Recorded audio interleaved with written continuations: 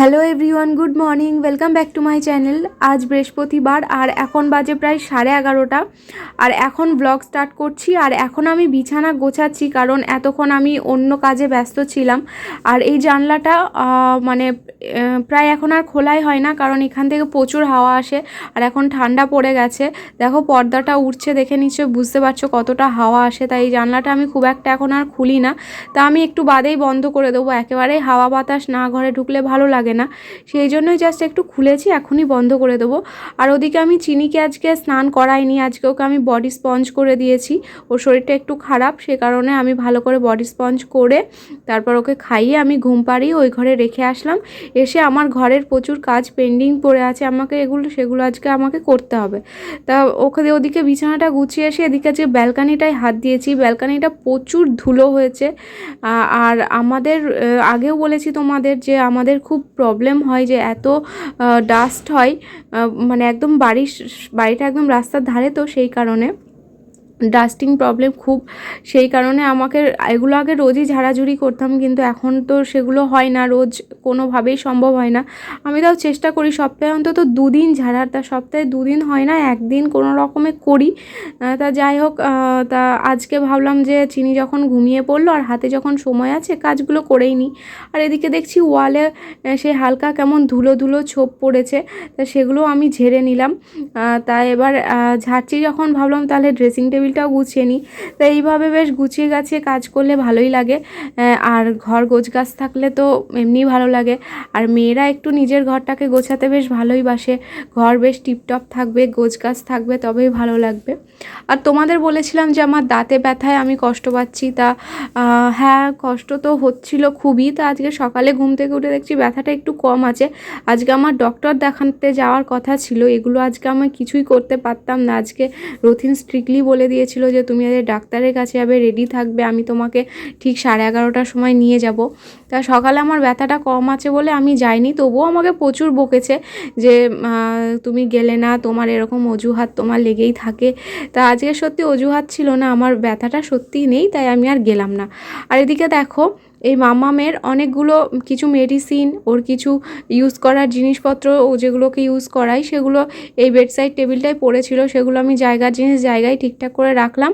আর এখানটায় ওর সেই দুধ গুলতে গিয়ে এখানটায় ওর একটু গুঁড়ো দুধ পড়েছিল, এত সুন্দর জিনিসটা ভাবছি নষ্ট হয়ে যাবে, তা এটা ভাবছি আমি এখান থেকে তুলে দেবো না রাখবো, এটা নিয়ে একটু কনফিউজড আছি কারণ নষ্ট হয়ে যাবে জিনিসটা। তা যার কাছ থেকে নিয়েছিলাম তিনি বলেছিলেন যে এটা কলিন দিয়ে স্প্রে করে এটাকে ক্লিন করা যেতে পারে, সেই জন্য আমি হালকা কলিন দিয়ে একদম হালকা হাতে ওটাকে আমি মুছে নিলাম।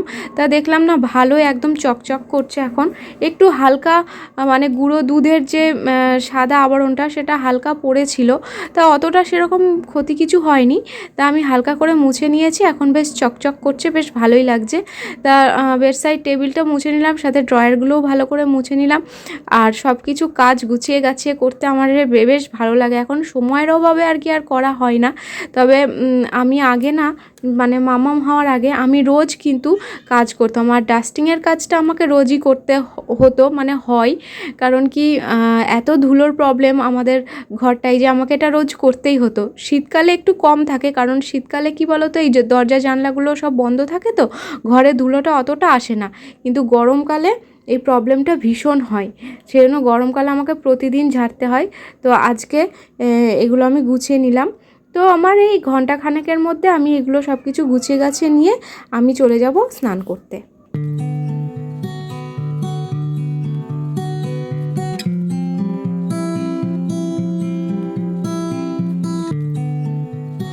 তা মোটামুটি সব কিছু ঝাড়াঝুড়ির পরে সব কিছু ধুলো তো সব ফ্লোরেই পড়ে, তা নিচটা তো ঝাড়ু দিতেই হবে, সেই জন্য সব কিছু ভালো করে ঝাড়ু দিয়ে নিচ্ছি। তা ভেবেছিলাম সরিয়ে নাড়িয়ে ভালো করে ঝাড়ু দিয়ে একবার আমি বেশ ভালোভাবে মুছে নেব। তা যদিও সকালে মাসি ঝাড় দিয়ে মুছে যায়, তবুও আমি ভেবেছিলাম আজ একটু মুছবো, কিন্তু আজ এতটা সময় ছিল না, তাই আর মোছামুছি করিনি, তো আমি ঝাড়ু দিয়ে চলে গিয়েছিলাম স্নান করতে। আর এই যে স্নান করে চলে এসেছি। আর শীতকালে স্নান করে এসে বডি অয়েল মাখো, ক্রিম মাখো, অনেক ঝামেলা। আমার এতক্ষণ সত্যি কথা বলতে আমার আয়নার পিছনে এত সময় দিতে আমার ভালো লাগে না। তো যাই হোক, মোটামুটি রেডি হয়ে আমি চলে এসেছি রান্নাঘরে। আজকে রান্না হয়েছে পুঁই শাকের চচ্চড়ি হয়েছে, বেগুন ভাজা, ভাত আছে। ভাতটা এখানে আমার আর রথিনের ভাত, মানে বেগুন ভাজা আর সবজিটা একসাথে নিয়ে আমি মাইক্রোওভেনে দিয়ে দিলাম গরম করতে। কারণ হচ্ছে বারবার গরম করার থেকে একবারে ওরা আমার ভাত একবারে বেড়ে নিই, আমি একবারে দিয়ে দিলাম। আর এখানে আমি গ্যাসে ডালটা গরম করতে দিয়ে দিলাম। আর এখানে আছে রুই মাছ, ফুলকপি আলু দিয়ে রুই মাছের ঝোল হয়েছে। তার রতিন তো রুই মাছটা খাবে না, তো ওর জন্য আমি একটা অমলেট করে দেব। আর শীতকালে কি বলো তো, একদম ঠান্ডা খাবার একদমই ভালো লাগে না খেতে। তাই সব সময় 3 বেলা যখনই খাই না কেন একটু গরম গরমই খাই। আর এখন আমি ফ্রিজ থেকে ডিমটা বার করছি। ওদিকে রথিনকে গরম গরম ধোয়া ওঠা একেবারে ভাত তরকারি খেতে দিয়ে দিয়েছি। ও ওদিকে বসে খাচ্ছে, আর এদিকে আমি ওকে ডিমের অমলেটটা করে দেবো। এগুলো কী ডিম বলো তো, এগুলো একদম দেশি মুরগির ডিম। তা এই ডিমটা আজকে ওর জন্য অমলেট করে দিচ্ছি। তারপর আমিও খেতে বসে যাব। আর মার খাওয়া হয়ে গেছে। মার আজকে বৃহস্পতিবার, মা একবারে খেয়ে পুজো করে তারপর খেয়ে একবারে ওদিকে মেয়ে নিয়ে বসে আছে। আর এদিকে আমি ওর অমলেটটা করে দিচ্ছি। দেখো অমলেটটা উল্টাতে গিয়ে একটু ভেঙে গেছে, তা যাই হোক কোনো প্রবলেম নেই। তা এবার চলে এসেছি দুপুরবেলা খাওয়ার পরে, একটুও বসিনি, 5 মিনিটের জন্য রেস্ট নিয়ে চলে আসলাম রান্নাঘরে। কারণ আমি আজকে একটা সন্ধ্যেবেলা একটা রেসিপি বানাবো, মানে চিকেন কাবাব, মানে যেটা কাঠি কাবাব আর কি। কাঠি দিয়ে সর্বপ্রথম আজকে আমি বানাচ্ছি, আমি আগে কখনো কাঠি দিয়ে বানাইনি, এমনি কাবাব বানিয়েছি। তো সেই জন্য আমি দেখো পেঁয়াজের পাপড়িগুলো নিয়ে নিলাম, আর এখানে ক্যাপসিকামটা একটু ওরকমভাবে কিউব করে কেটে নিলাম। তা আমি ওকে বলেছিলাম রেড বেল পেপার বা ইয়েলো বেল পেপার যদি পাও আনতে। তা ও মানে পরে বলেছিলাম আর কি, তা আমাকে বকছে আগে বলতে পারতে তাহলে আমি নিয়ে আসতাম। তা ও যখন বাড়ি চলে এসেছে তখন বলেছি, তাও বলছিল যাই নিয়ে আসি। আমি বললাম না না আনতে হবে না, থাকবে আমি চালিয়ে নেবো, বাড়িতে গেস্ট তো আসছে না, আমরাই খাবো, ঠিক আছে অসুবিধা নেই।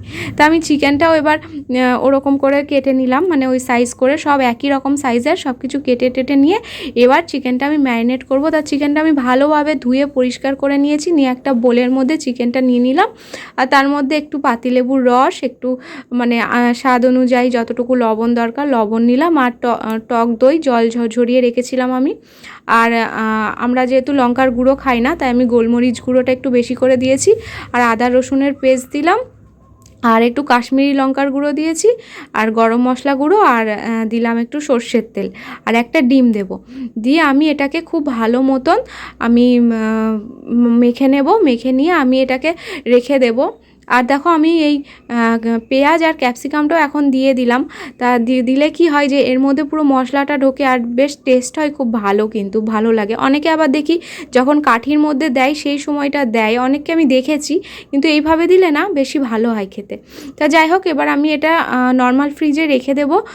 তা ইচ্ছা ছিল অনেকক্ষণ রাখার, সকালবেলা ম্যারিনেট করার ইচ্ছা ছিল, কিন্তু সকালবেলার একটু সময় পাইনি আমি এটা করার, যার জন্য আমাকে এখন বাজে 4টে। আর এসব গোছাতে গোছাতে আমাকে 4:30 বেজে গেছিলো। তা যাই না কতক্ষণ ম্যারিনেট করতে পারবো। তা যাই হোক ফ্রিজে রেখে দিলাম। আর এদিকে পাপা আর মাম্মাম খেলা করছে দুজন মিলে। আজকে মাম্মামের তো বিশাল ব্যাপার, পাপাকে পেয়েছে, পাপা বাড়ি আছে, আর ও খুব খুশি, পাপাও খুশি, মাম্মামও খুশি, মনের সুখে খেলা হচ্ছে। তা দেখেও ভালো লাগছে। মাম্মামের শরীরটা মোটামুটি ভালোই আছে, কালকে রাতে একটু জ্বর এসেছিলো ভ্যাকসিন দেওয়ার জন্য। তা ওর প্যারাসিটামল, ওর যে জ্বরের ওষুধটা আছে সেটা ওকে খাইয়ে দিয়েছিলাম, তারপর মোটামুটি ঠিকই ছিল। আর হালকা একটু ব্যথা হয়েছিল, তা এখন আর ব্যথা জ্বর কিছুই নেই। মাম্মাম এখন পুরো খোশ মেজাজে আছে, খুব ভালো আছে মাম্মাম। তা দেখে আমাদেরও ভালো লাগছে। ইভিনিং বিকেলে তখন দেখলে যে চিকেনটা ম্যারিনেট করে রেখে দিলাম, তারপর ভাবলাম একটু শোবো। তা শুতে আসি, দেখি যে মাম্মাম তো জেগেই আছে। তা ওকে আমি চেষ্টা করছিলাম ঘুম পাড়ানোর, কিন্তু কিছুতেই ঘুম পাড়াতে পারিনি। তা আমারও একটুখানি শোয়া হলো না, ভাবলাম একটুখানি শোবো, রেস্ট নেবো, সেটা আর হলো না। তারপর এখন বাজে 6:30, এখন 6:30 বাজে। তা ওই যে চিকেনটা ম্যারিনেট করে রেখেছিলাম, তা এবার ওনার ব্যবস্থাটা এবার করতে হবে চিকেনের। আর চা খেয়েছি, পাউরুটি দিয়ে চা খেয়েছি।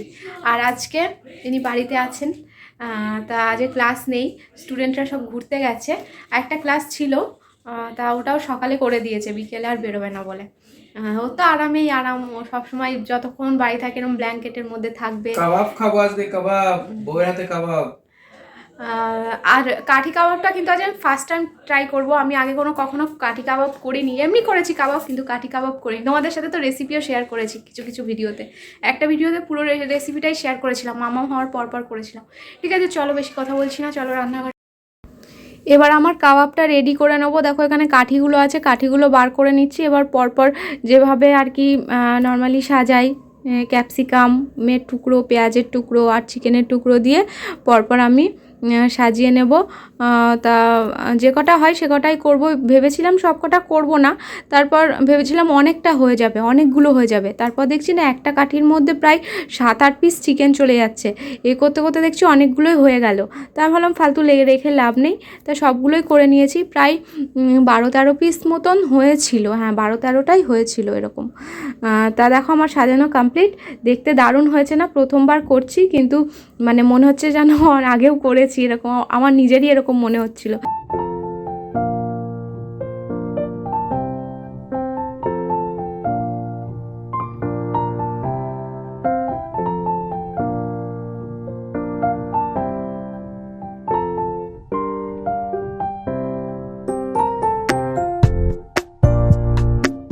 তা আমি এবার একটু টাইম ধরে একদম গ্যাসটাকে একদম লো ফ্লেমে বা একটু মিডিয়াম ফ্লেমে দিয়ে আমি এটাকে হালকা করে মানে ভেজে নেব, এপিট ওপিট করে একটু লাল লাল করে ভেজে তারপর নামিয়ে নেব। জাস্ট একটু সময় লাগে, একটু সময় দিয়ে এটাকে করতে হয়।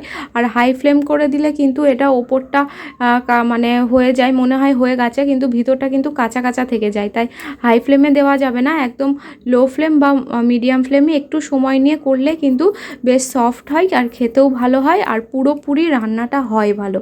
তা যাই হোক, দেখো আমি এগুলো উল্টে দিচ্ছি, আর একটা সাইড আমার মোটামুটি হয়ে এসছে। আর এই সাইডগুলো এবার উল্টে উল্টে আমি প্রত্যেকটা সাইড কিন্তু আস্তে আস্তে আমি উল্টে উল্টে করে নেব। আমার এটা করতে সময় লেগেছিল ওই 10 মিনিট মতো, 10-15 মিনিট মতো লেগেছিল। তা আর ওপরে ওপরে একটু অয়েল ব্রাশ করে দিচ্ছি। তাই এইভাবে অয়েল ব্রাশ করে দিলে কি হয়, যখন উল্টাবো তখন লেগে ধরবে না বা কোনো প্রবলেম হয় না। তা ওদিকে ওটা হতে থাক, আর এদিকে আমি একটু ধনেপাতার চাটনি করে নিই। এই গ্রিন চাটনির সাথে খুব ভালো লাগে ওটা। তা দেখো আমি এখানে একটু ধনেপাতা নিলাম, আর কয়েক কোয়া রসুন নিয়েছি, আর কাঁচা লঙ্কা নিলাম, 2টো কাঁচা লঙ্কা নিয়েছি, একটু লেবুর রস, আর নেব সামান্য একটু বিট লবণ নিলাম, বিট লবণটা ইউজ করলাম, নর্মাল লবণ নিলাম না।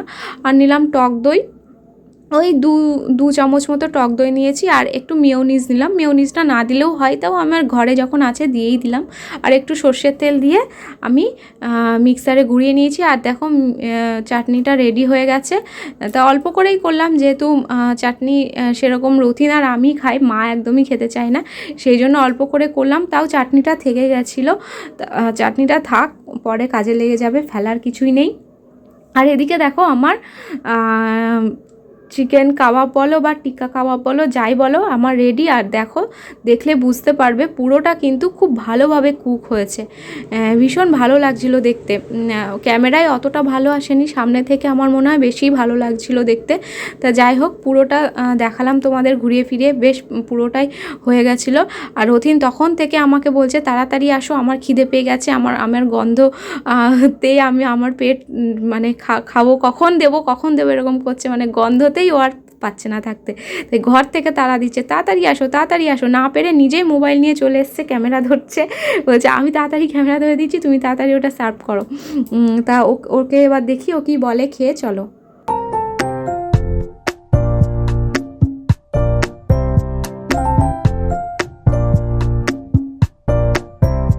বলো কেমন হয়েছে? এই সবগুলো আমার না, তোমার একার জন্য নাকি, আমি খাবো। এই ভাবলে কি করে আমি সব খেয়ে নেবো? টেস্ট করে দেখি। তাড়াতাড়ি খাও, প্রথমবার খাওয়ালাম, যেটা যেমন হয়েছে তেমন বলবে। আর গরম, একটু আস্তে বাইট দাও।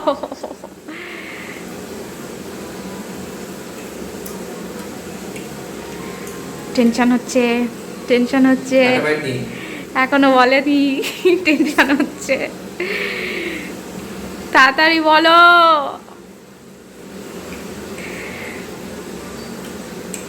পরে বলবো, হ্যাঁ খেয়ে নেবে। বলো।